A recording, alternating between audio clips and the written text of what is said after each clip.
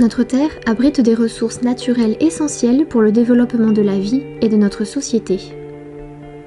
Les sols sont liés à de nombreux domaines comme l'agriculture, l'économie, l'écologie ou encore la culture. Malheureusement, les activités humaines passées ou présentes peuvent attaquer nos sols et dégrader leur qualité. Dans l'espace sud-ouest européen en particulier, de nombreux sites sont touchés par des pollutions liées à l'exploitation intensive de métaux et d'hydrocarbures. Il est donc devenu urgent et essentiel de diagnostiquer la contamination des sols et de fournir des techniques novatrices afin d'y remédier et d'améliorer la qualité de ces sols. C'est dans ce contexte que le projet Soil Take Care, porté par le CNRS Toulouse et de nombreux partenaires, a vu le jour et qu'il tente aujourd'hui de répondre à cette problématique environnementale et socio-économique. Il faut savoir qu'il y a environ 3 millions de sites contaminés industriels sur toute l'Europe et que c'est un enjeu économique puisque à l'heure actuelle on ne sait pas trop quoi faire de ces sites. Et la grosse difficulté qu'on va avoir, c'est que l'État va déplacer le problème sur les régions qui elles-mêmes vont le déplacer au niveau des municipalités. Et les municipalités n'ont en aucun cas les moyens de traiter ce genre de problème, puisque c'est les coûts de la remédiation ou du suivi de sites contaminés, c'est plusieurs millions d'euros. L'idée de ce projet, c'est de développer une collaboration pour mettre en place des outils de suivi qui sont relativement peu coûteux et que même une municipalité peut mettre en place. Il va y avoir des géophysiciens qui font les études de sol et les aspects géotechniques. Il y a des géochimistes et des biogéochimistes qui travaillent sur les interactions entre le sol et les plantes, le sol, l'atmosphère, le sol et les eaux souterraines. Et bien sûr, des hydrologues, des hydrogéologues qui regardent comment migrent les contaminations depuis les sols, les plantes, vers les eaux souterraines. On a choisi de travailler essentiellement sur une petite zone à côté de Carthagène parce qu'on a des dépôts de miniers qui sont à peu près à 2 km de la mer. Et donc on a une micro-représentation de ce qui se passe ailleurs en Europe. Cartagena en sí misma es una ciudad muy antigua, milenaria, donde han pasado diferentes civilizaciones que han dejado su rastro en los minerales, que han pasado a lo largo de la historia y han dejado residuos que han ido acumulándose en la superficie del terreno próximo a Cartagena. La minería en sí era específicamente de sulfuros, a modo de brenta pitagalena, es decir, estamos extrayendo zinc, plomo y hierro. Empezaron a beneficiarse extracción en galerías y terminó con minería de cielo abierto con mucho movimiento de tierra. Desde el año 90 prácticamente la minería extinta deja como vestigio pues, suelos, depósitos, residuos varios que están todos enriquecidos en metales pesados.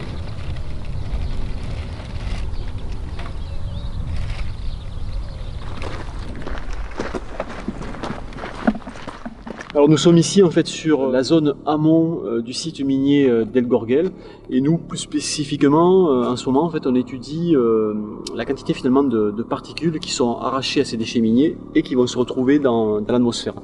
Alors c'est problématique parce que ces particules elles sont très chargées en métaux lourds, plomb, zinc, cadmium, en métalloïdes aussi. Et donc elles peuvent poser des problèmes environnementaux et des problèmes de santé publique.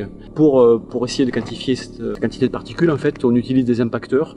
L'étude de l'impacteur que l'on utilise aujourd'hui, il a été construit au laboratoire d'aérologie à Toulouse et il nous permet, en pompant de l'air, de séparer les particules PM10, PM2,5, c'est-à-dire les particules qui sont inférieures à 10 micromètres et inférieures à 2,5 micromètres.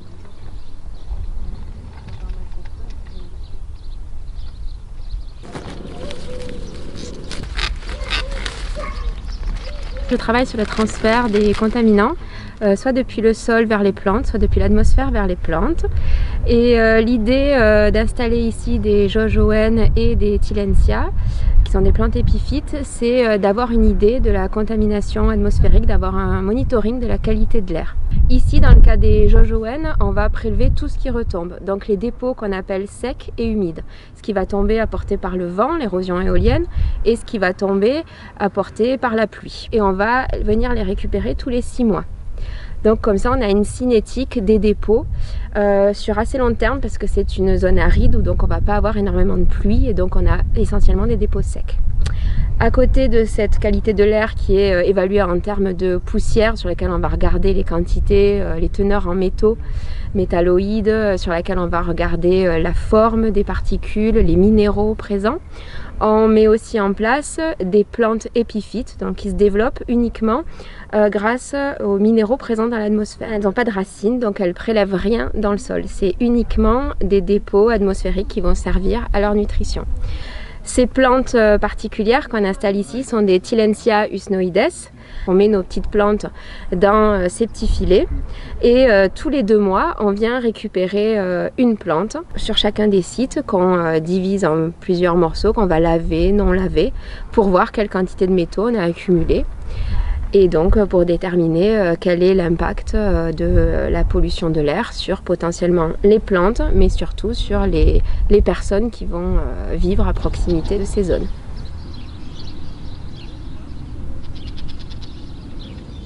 La primera actividad trata sobre la acumulación de metales pesados por parte de las plantas, tanto las naturales como las cultivadas, las plantas de la zona natural, porque es un poco la vía de entrada de metales pesados a la cadena trófica por parte de los herbívoros. También queremos ver la acumulación de metales pesados en plantas cultivadas, ¿no? Porque son al fin y al cabo las que nos comemos en la agricultura se desarrolla en las inmediaciones de la sierra minera, y también vamos a mirar las plantas que se desarrollan en los depósitos mineros, puesto que la actividad tercera lo que queremos es un poco llevar a cabo las tareas de fitoestabilización, de acumulación de metales pesados. Los ensayos de fitoestabilización se van a llevar a cabo en este depósito minero localizado en la Rambla de la Benque. Estos depósitos mineros se caracterizan por la ausencia de materia orgánica y nutrientes debido a la elevada salinidad, al elevado contenido de metales pesados, a la elevada compactación del terreno y a la elevada acidez. La técnica de fitoestabilización consiste en la utilización de plantas y enmiendas tanto orgánicas como inorgánicas. La vegetación que se seleccione para llevar a cabo el ensayo de fitoestabilización debe ser capaz de desarrollar un gran extenso sistema radicular y gran cantidad de biomasa. Además, las plantas deben de limitar la propagación de metales pesados al resto de los elementos de la cadena trófica, y los elementos, la transferencia de los metales pesados del suelo a la parte aérea de la planta debe ser lo más lenta posible.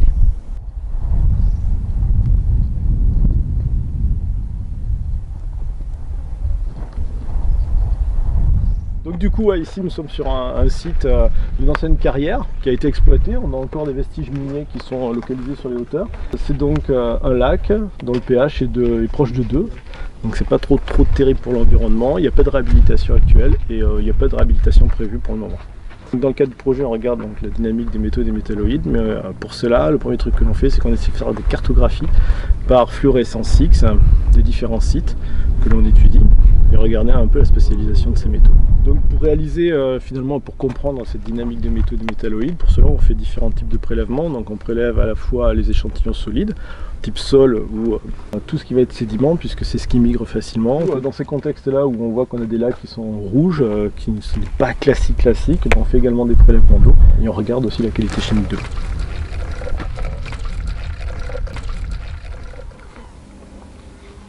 On travaille ici sur un site qui a été remédié, un ancien site minier qui a été amendé. On a amendé le sol pour permettre la végétalisation et puis limiter l'érosion éolienne parce que c'est un des principaux facteurs de contamination dans la région.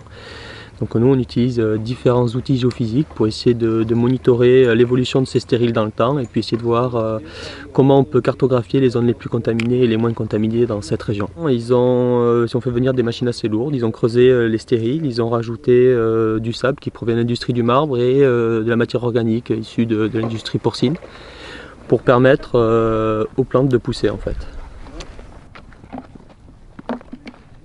Les méthodes géophysiques sont utilisées généralement pour des besoins de spatialisation d'informations rapides.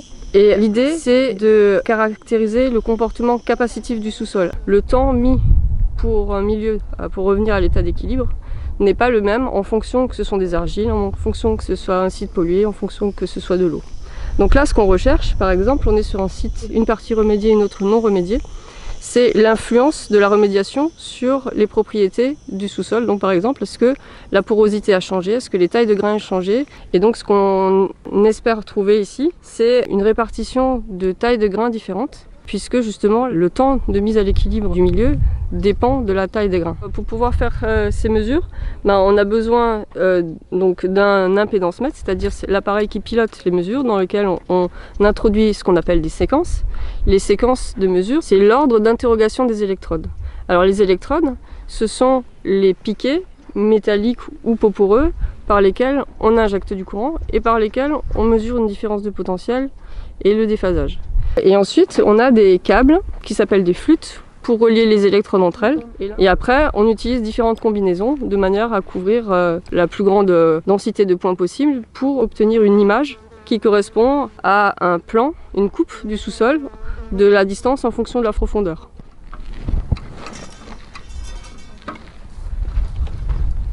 J'installe des antennes GNSS, donc le GNSS pour le langage courant, c'est le GPS.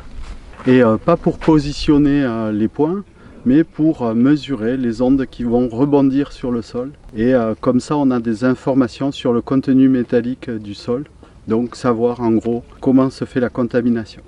L'intérêt ici, c'est que en combinant les mesures électriques qui sont beaucoup plus précises et cette technique-là, on va voir si cette technique est vraiment très efficace. Ce qui permettrait d'obtenir des moyens de surveillance des zones minières avec un coût très faible, puisqu'il s'agit d'un simple récepteur GPS. C'est assez facile à installer, c'est assez facile à monitorer aussi, à surveiller.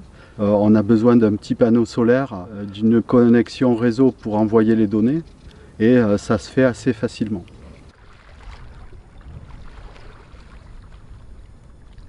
Moi, je vais traiter tout ce qui est risque sanitaire lié à l'ingestion et à l'inhalation de sols contaminés. Ce qu'il faut savoir, c'est que tous les jours, on va respirer, on va ingérer en fait de la poussière. Et des fois, cette poussière, elle va être contaminée, comme sur des sites comme Carthagène, où potentiellement il y a donc de la contamination. Cette contamination, elle peut poser un risque, parce que on a certes des fois des éléments qui vont être très stables, donc qui ne vont pas poser de danger en fait pour nous. Par contre, des fois, d'autres vont être très facilement dissous dans notre système digestif et eux, par contre, ils présentent un réel risque. On va différencier les adultes et les enfants en fonction de leur poids. On va différencier aussi si on est dans une zone agricole, où on n'aura pas la même utilisation du sol qu'en milieu urbain. Ici, par exemple, on pourra voir qu'il y a en fait une aire de jeu d'enfants qui a été un petit peu aménagée en fait, où tout le sol quasiment a été goudronné pour éviter justement un contact trop important des enfants avec un sol qui est potentiellement contaminé. Au-delà de ça, on travaille aussi avec des sociologues qui, eux, vont vivre avec la population pendant plusieurs semaines, des fois plusieurs mois, pour comprendre réellement les interactions entre les gens qui vivent tous les jours ici et la contamination. C'est pas aussi simple que on vit sur un sol contaminé, c'est dangereux, on va s'en aller. Les gens vivent ici, ils ont travaillé ici, c'est ça qui les a nourris. Donc il y a un aspect quand même assez compliqué à prendre en compte dans tous les différents sites. Donc là, je vous ai présenté la zone de Carthagène, mais il y en a aussi en France, par exemple la zone de Viviers, qui pour les Toulousains est connue parce qu'il y a les mines de Decazeville juste à côté, ou la zone d'Estareja au Portugal, qui est très connue elle au niveau mondial. Pourquoi? Parce que c'est une des zones industrielles les plus contaminées en Europe. À partir des études de terrain sur ces trois sites, on va revenir au laboratoire et faire des études poussées qui nous permettront de bien calibrer ces niveaux de contamination, de bien comprendre ces niveaux de contamination et comment cette contamination se déplace depuis les zones de source jusqu'à la mer. Ensuite, de mieux comprendre le fonctionnement de ces systèmes, de ces écosystèmes miniers, puisque l'idée finale du projet, c'est de présenter ça aux collectivités locales, aux décideurs, afin d'organiser des workshops et de leur montrer comment, à partir de plantes qui coûtent 2 €, à partir de récepteurs GPS qui coûtent une vingtaine d'euros, on peut surveiller une zone contaminée et essayer par la suite de la remédier.